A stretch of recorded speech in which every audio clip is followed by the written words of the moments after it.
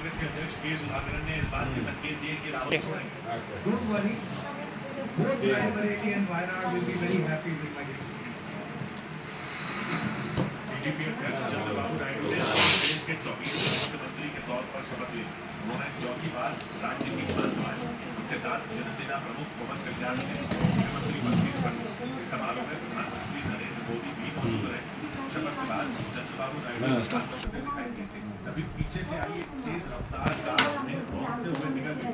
हादसे के बाद लोगों ने उन्हें अस्पताल पहुंचाया, जहां इलाज के दौरान उनकी मौत हो गई। शुरू में यह पूरा मामला हिट एंड रन का नजर आया, लेकिन पुलिस ने जांच के बाद ये दावा किया कि शुरुआत की सूची साजिश के तहत हत्या की गई।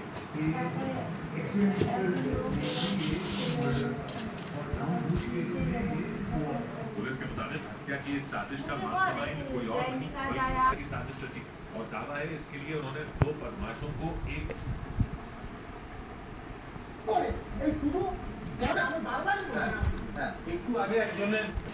हिजबुल्लाह, हमास और हूती की बात करते हैं। हिजबुल्लाह ने इजराइल पर की तैयारी कर रहा।